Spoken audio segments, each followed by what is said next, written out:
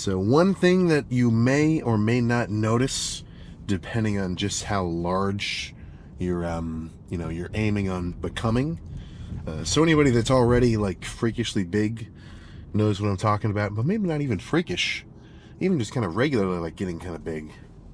Dude, my sneezes have become like torrential because I've got a fucking huge breath, and just from being this big, like my whole diaphragm and abs and like my whole torso is just covered in fucking extra muscle now. So when I get a big breath before I sneeze, it's like I've got no good recourse. One, I could just like let loose, and if I was completely crazy, I'd fucking cover the windshield with just like you know whatever. Do it in my arms, same shit. I mean, have like a fucking it's just a straight up wet spot, or try to fucking kind of hold it. But that's like a nine. Well, I've been doing that for a long time, but not so much as of the last like few years, just because it's such a crazy spike in fucking pressure. It's like I'm asking for a gosh dang like blood vessel to pop.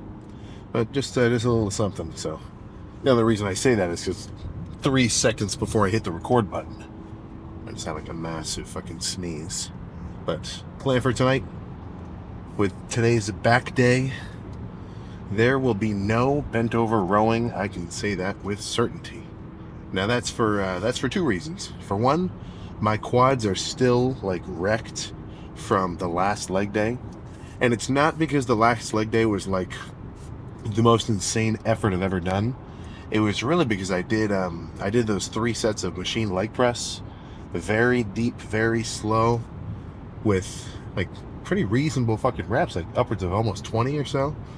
So it's not like it was it suddenly destroyed my quads more than normal. It's really just I hit my quads in a different way than normal that I may not be totally used to yet. But all that is to say, my legs are fucking cooked. And when I do bent over barbell rows, my quads get pretty reasonably engaged. Because I'm bending over with bent legs with an extra 300 pounds on top of what's probably like 180-ish, maybe like 170 pounds worth of like just beef on my torso that my legs also have to hold up. It ends up being a pretty serious amount of quad activation. So that's not going to be happening today. But what will happen is a combination of rows, pull downs, pullovers, potentially pull-ups, assisted pull-ups. I'm not a hater on the assisted pull-up machine. I'm actually a little bit of a strong advocate for it.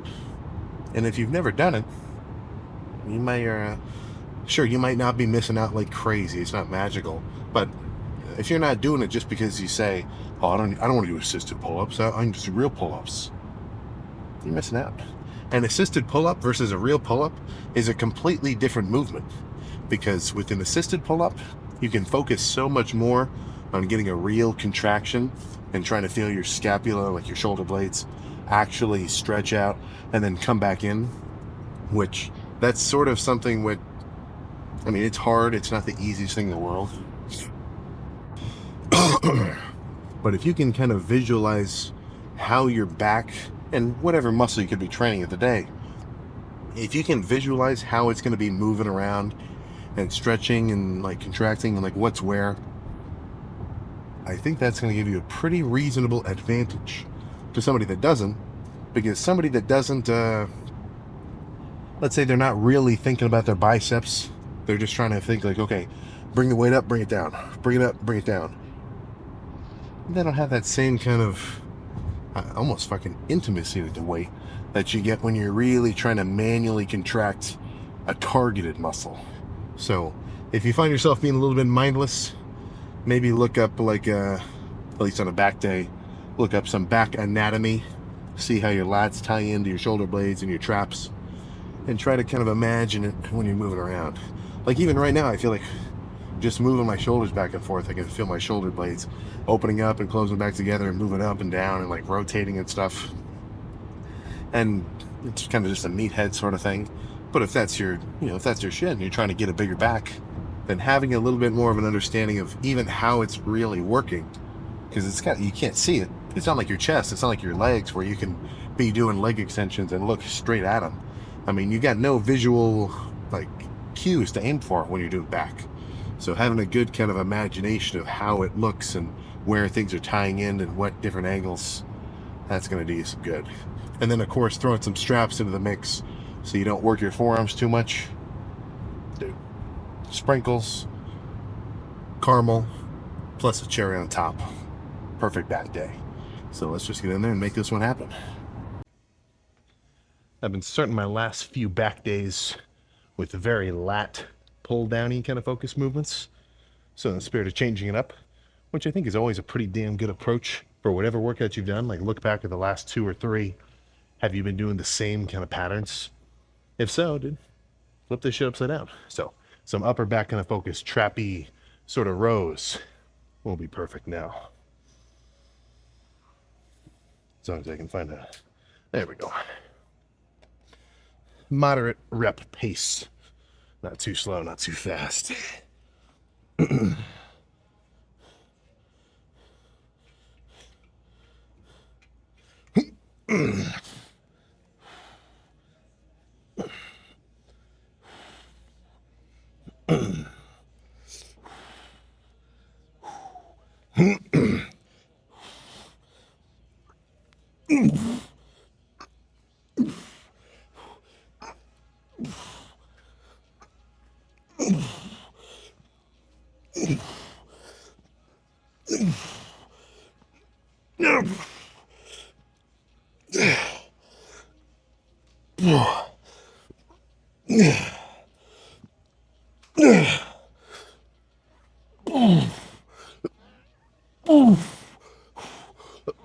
Oh my God.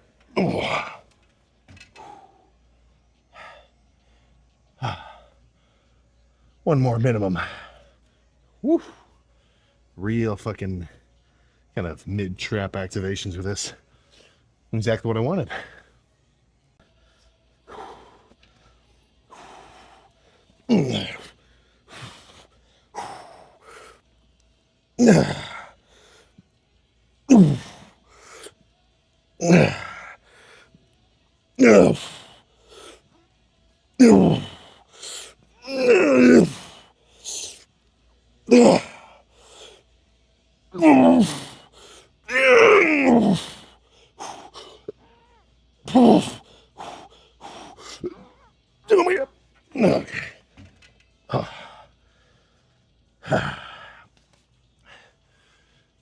One more. One freaking more. So mid-set, I've seen it sort of proposed. Don't sit down, you know, stay standing up. Keep your heart rate up. Dude, what are you, fucking nuts? This is very nice. Got a fucking throne between sets. But one more, same weight.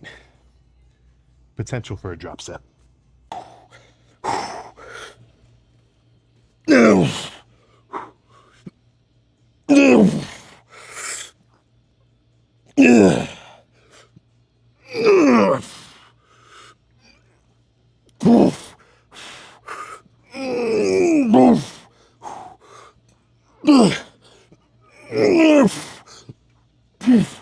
Let's do a drop set.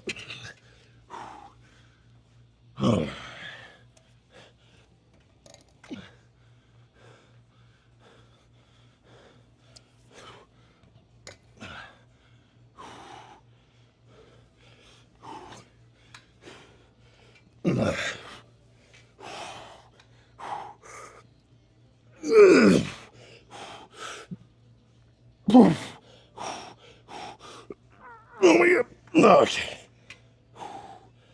Whew. That first portion of the set really got me good. That's perfect. Let's move on to something a little more lat-focused. I think let's just work our way down top to bottom. So, very upper back focus rows, and literally the angle I was pulling into my upper back. So, starting from something kind of like this, now move the angle up, start with more of a perpendicular, a particular perpendicular set, but wide straight bar, For rows, I don't see the benefit of going crazy wide. Like if I'm doing a set of pull downs, especially light and squeezing, I might put my hands all the way on the edges because it kind of lets me feel like instead of just pulling down, I'm kind of pulling in. So it's got its own kind of benefit. But with a row, at least one where I'm holding like a single cable like this, doesn't do the trick for me. So I'm not going to go so crazy wide, but a little, maybe shoulder width times 1.5, something like that. But this is going to be controlled nice and slow. I'm going to try to hold the stretch position a bit longer than normal, and then we can go from there. Actually, fuck.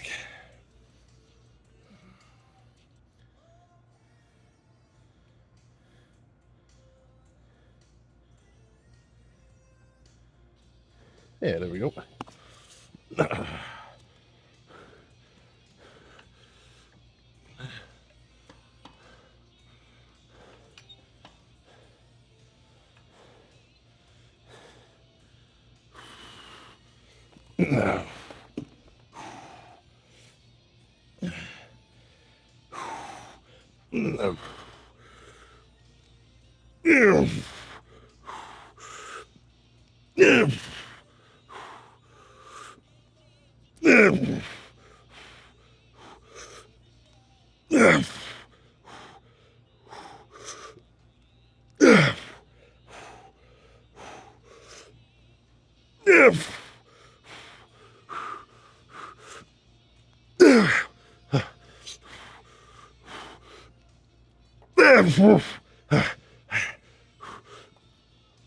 Okay.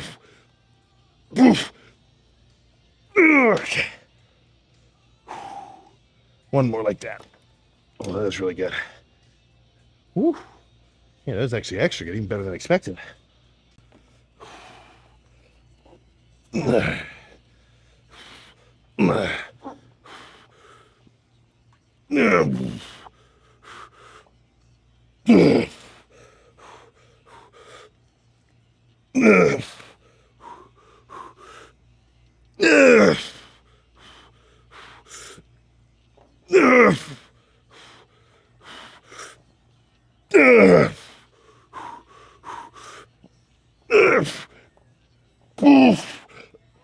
Okay. Tomato drops in.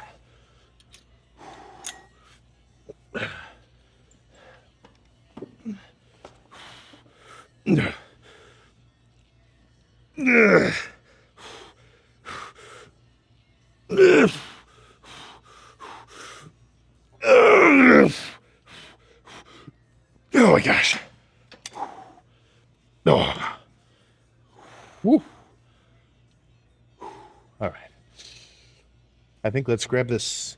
Well, let's move on to pull downs, but may need a different attachment.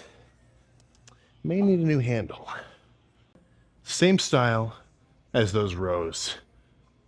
Turned out same handle as well. Actually, same. Is it the same weight? No, a little heavier on these, which I may want to adjust actually, because even on a feeler rep, this might be a little much. Not to the point where I feel like, oh, I'm doing 200 pounds just because I don't want to do 180, but it's like, I do want to make this one a little heavier. But the next one will probably be a bit lighter, just for the sake of weight controlling, and thus kind of more lat isolation. But this is a good weight. Minimum 10 reps easily, so I want to just do as many as I can, under the condition that the first, I don't know, however many, are a reasonably fast contraction, hold for like just a moment, and a slow return up to the top. Quick, oh, slow. Dude, riding the negative, starting to like it.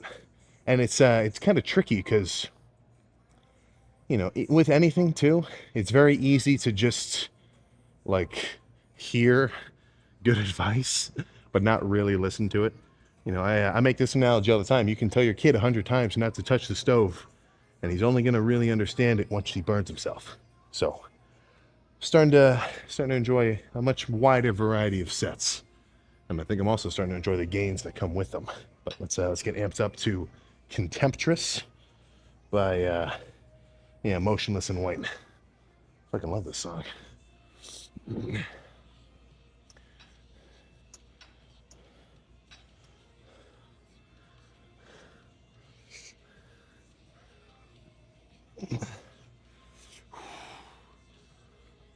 All right.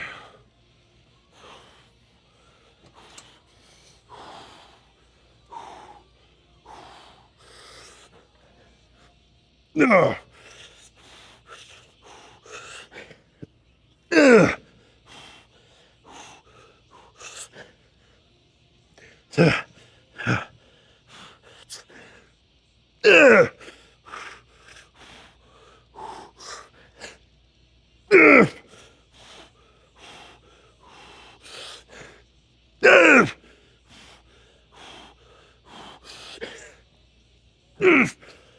This be quicker.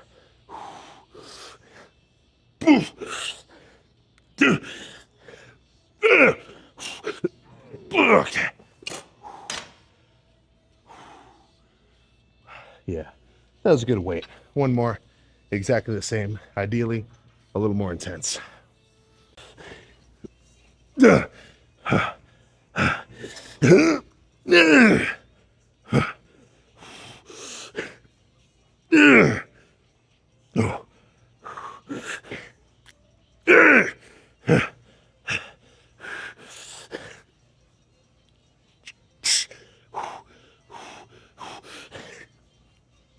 Okay.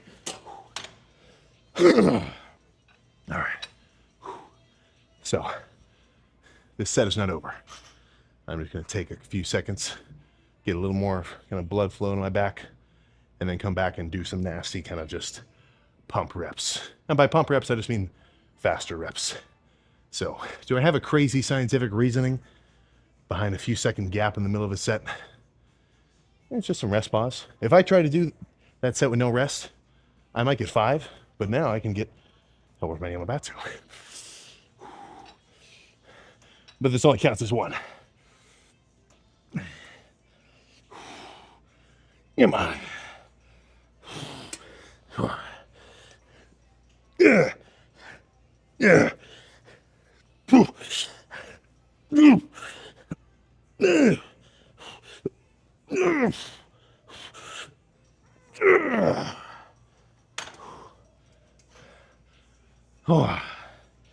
All right. I think I have a plan. All right. So here's the plan. Lighter pull downs. That was 200, that's only 140. But before I get there, I'm gonna pre-exhaust with single arm pullovers. 5 reps this side, 5 that side, maybe back and forth 2-3 times. Burn out with burned out pull downs, and that'll be the end of it.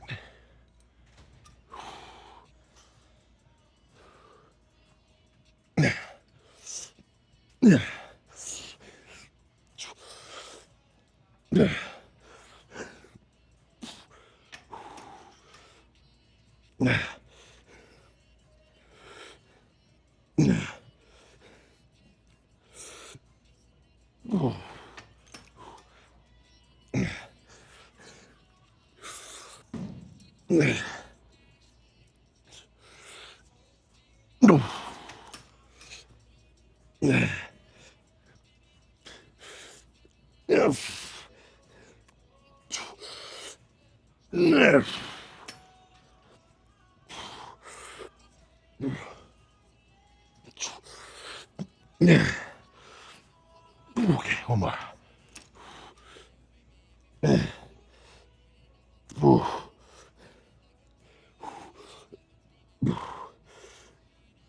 Yeah, that's good.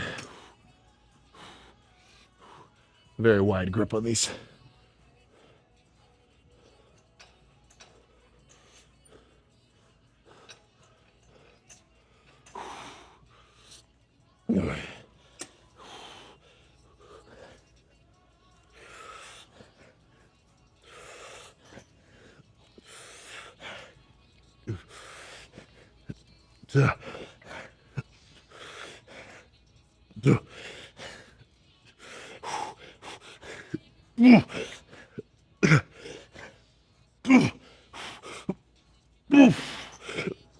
Okay. Holy crap. Whew. Yeah, let's find some lighting. There we go. Okay, I think this is just about the gooniest lighting I can get my hands on. Plus, cool part is I can see myself. So I'm kind of spoiled now with the camera. It's almost as though I have a mirror, well, right here, so I can look at myself from the back. And if my shoulders are wonky, I can kind of try to adjust them. But let's see how the back pump looks just through the shirt. Nice little silhouette action. And then we can really find out some width details. Oh, well, I feel pretty fucking wide. Oh, let's just see how we're looking. Subtracting the pump cover. But really good fucking back day. I haven't used a machine like that for the real like upper back focus rows for a while. That's a nice change of pace, especially as set number 1. But let's make sure I'm standing right in the best part of the lighting. Still what I was almost resembling a little Christmas tree. Not eventually I won't be so lean to even be able to see it, but let's see what we're looking like.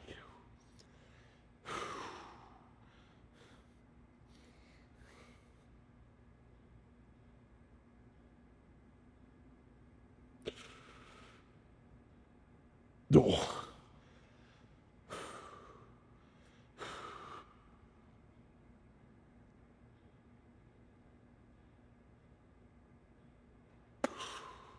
Oh my goodness. All right, same shit from the front.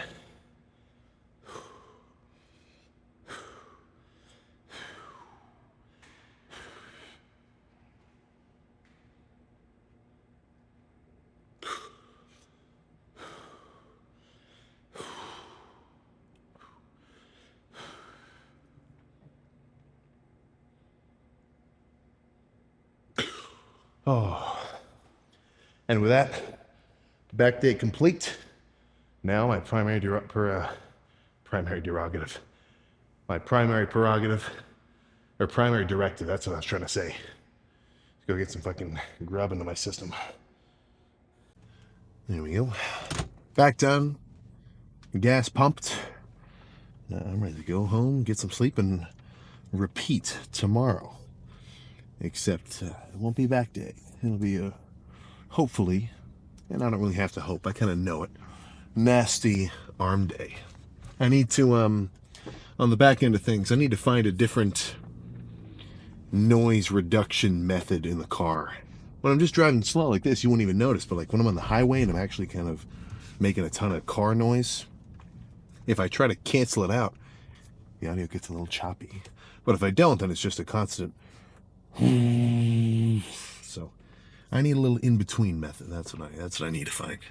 But how long do you think? How long do you think until 270 is the new baseline? Because right now, 264, 265 is pretty much, even if I wake up having not eaten a crazy amount the day before, that's still how heavy I'm going to be.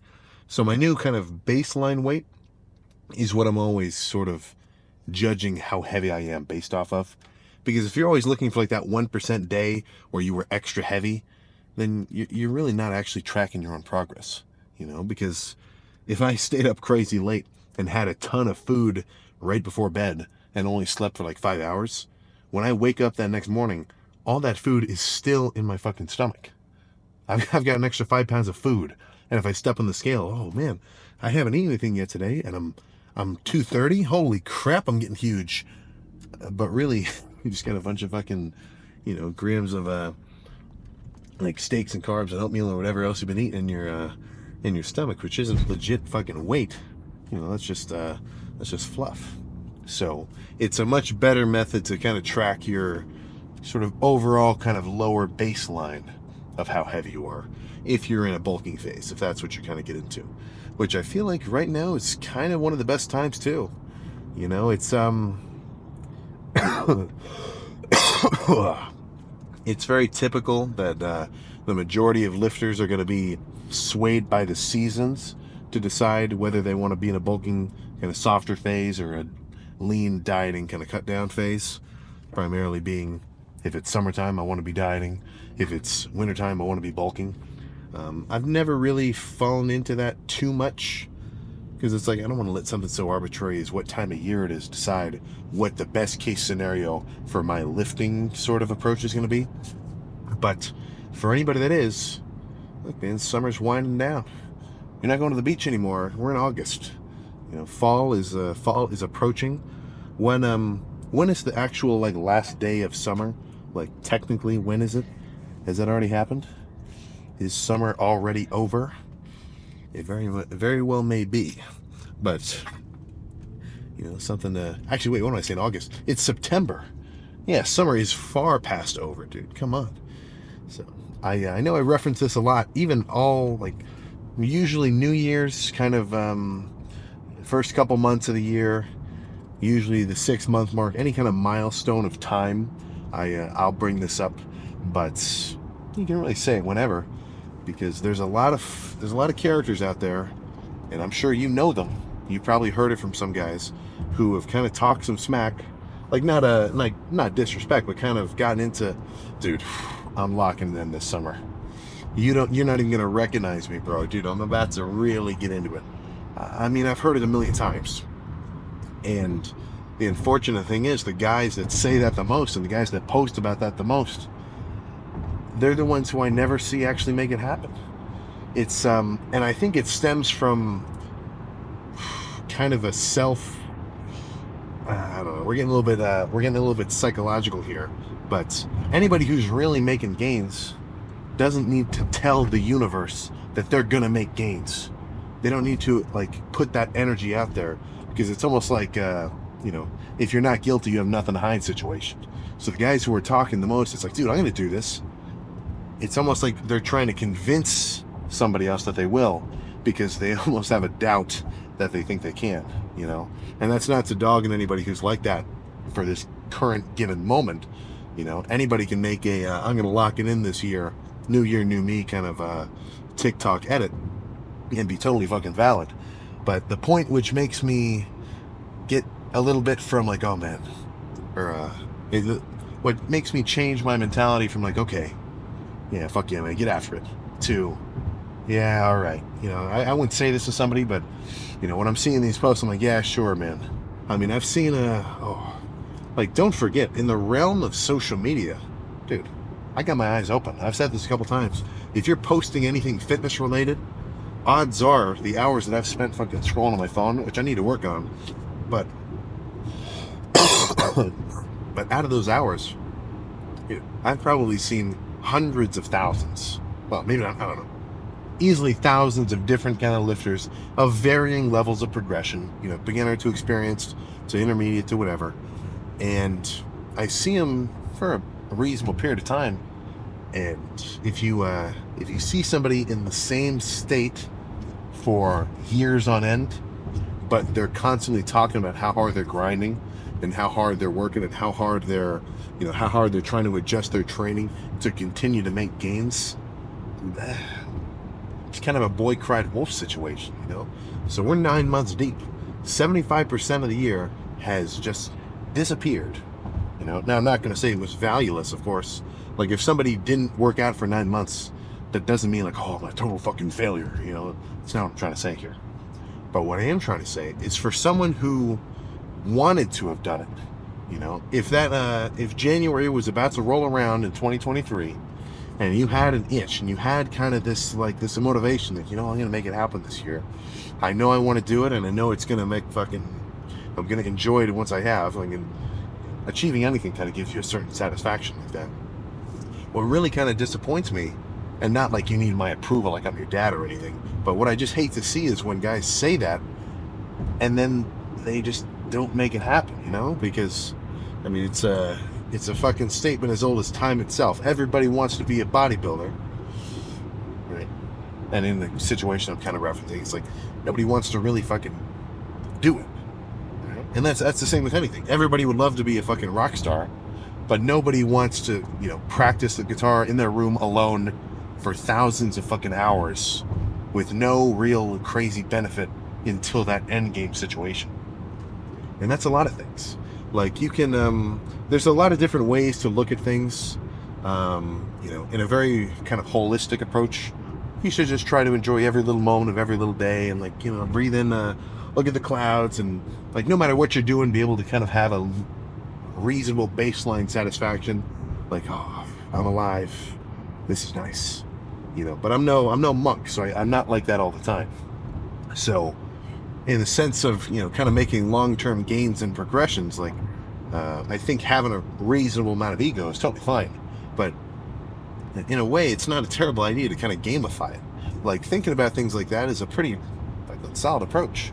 The guys who are the best at anything put the most hours into it, fucking logged them day in, day out, or whatever kind of time period was necessary. Take your 2 rest days a week if you genuinely believe that that's like a reasonable approach for you, or if it just has to match your weekly routine. Totally fucking fine. But as long as you somehow get yourself into a week by week situation where you can put in some serious effort and notice minute changes slowly, dude, that is fucking perfect.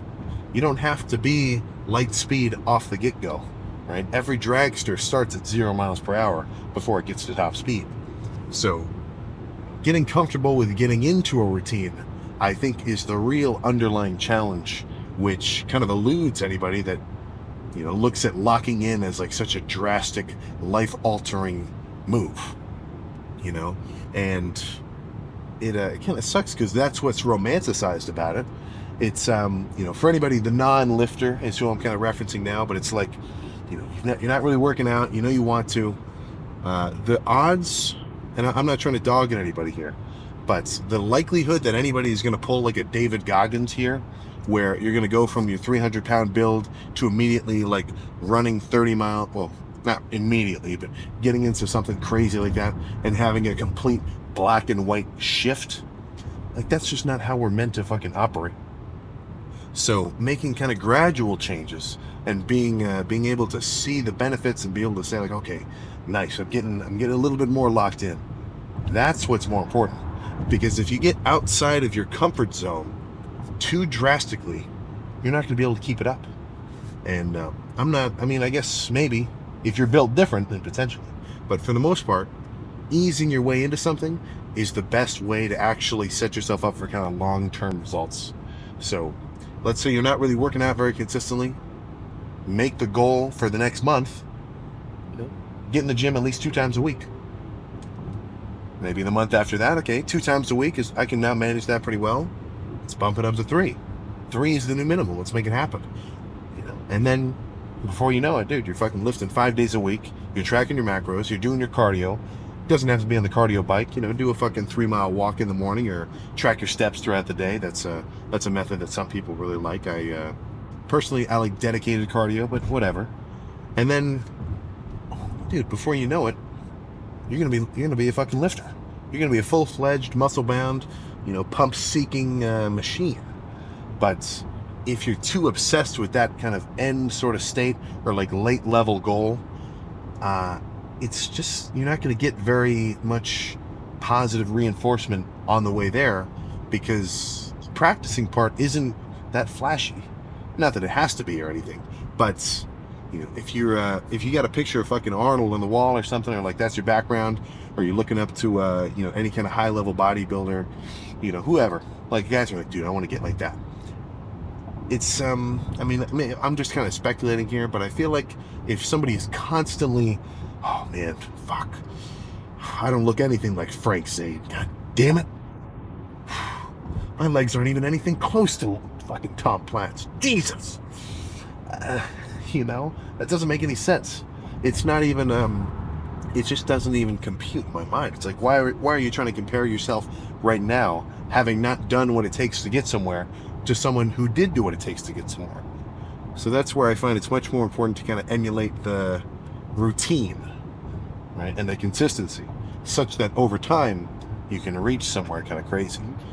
I would and that's getting into a little bit body dysmorphic. This is one question I didn't answer in the last Q&A yesterday, which I think is worth getting into. It's like, Sam, what do you feel about your body dysmorphia? Like, how bad do you have it? I think it was kind of along the lines of like, what can I do to fix it?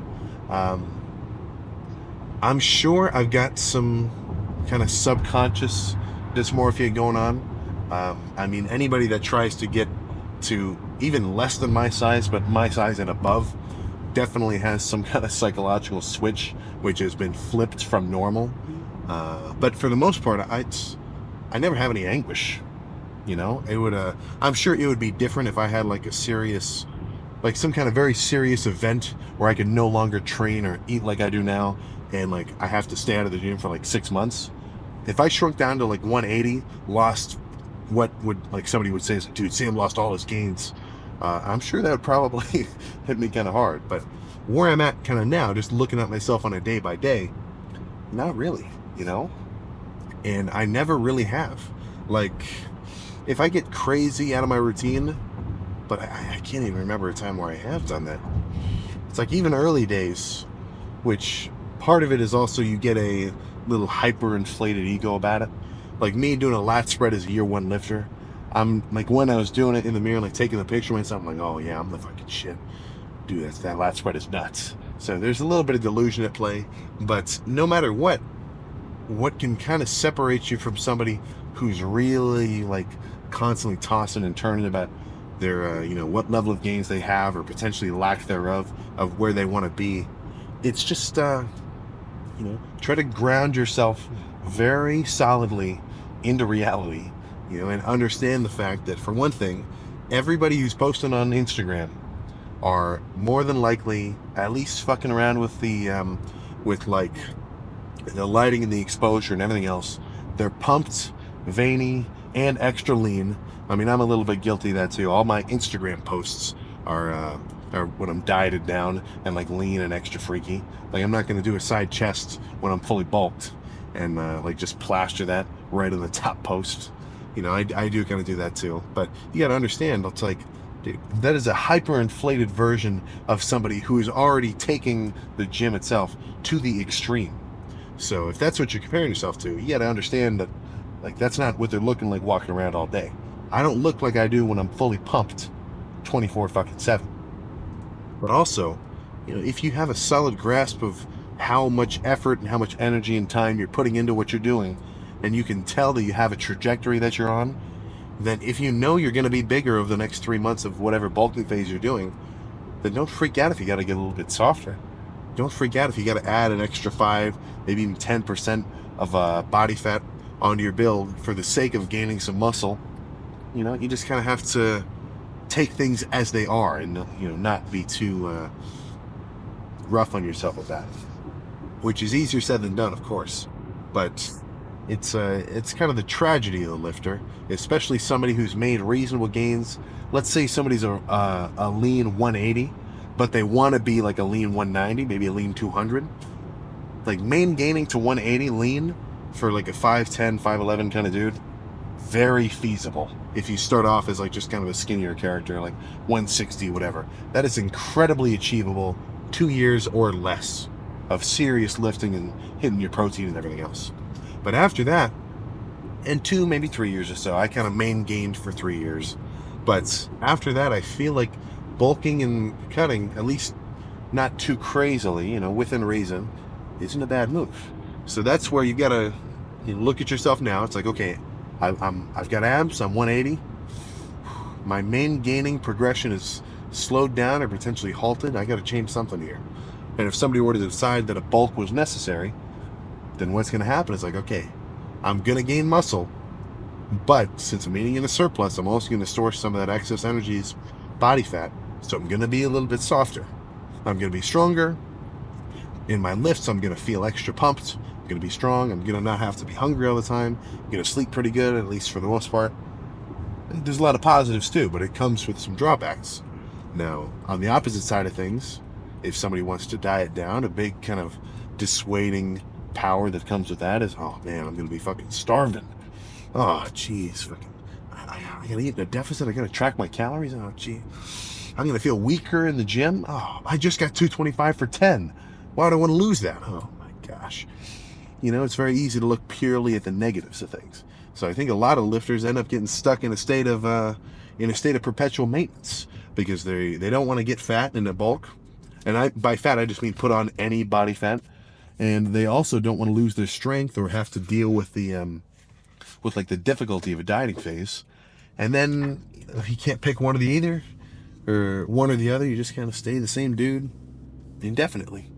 Now, if you're at your end goal size, perfect for you. Eventually, that's going to be me. I mean, I'm going to reach a point where I know it sounds crazy, but where I'll be big enough, and I won't be constantly trying to fucking pack pounds on my build. I'll just be able to comfortably stay the same size and enjoy staying at a baseline leanness. But until then, I can suffer the fact, and I say suffer, like not really, but I can handle like, okay, I'm going to be a bit softer. I'm going to be fucking extra sweaty, right? I'm going to have to, I'm going to be struggling with my cardio a little bit more than normal when I'm dieted down. I'm going to have extra lower back pumps from being, a heavier weight than my body really wants to be. Like things like that. But, you got to take the good with the bad. The happy with the sad. I forget the rest of that song, but I kind of like that. But that's the end of back. If you're a main gain kind of lifter, you're staying the same size, you're not really making any crazy noticeable gains upward or downward. I can't say exactly which one is right for you. I get that question a lot. It's like, should I bulk or should I cut? It's like, I'm not totally sure. But you definitely need to pick one if you can tell you've been the same 180-pound dude for the last year and a half or longer. Or maybe just a couple of months, who knows?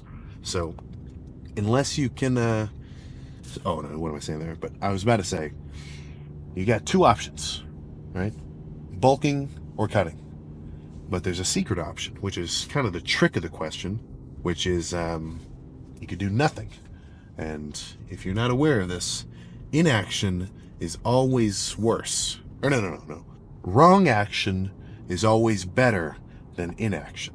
That was what I was trying to get at there. So it's like pick one, make your gains, or pick the other one and diet down and check yourself out nice and lean, then move on from there. So that's for anybody who's been lifting for a while. If you're kind of a beginner character, dude, hit your protein, lift hard, eat when you're hungry. That's going to be awesome. So that's enough of my little post back day speech. I'll see you tomorrow for arms.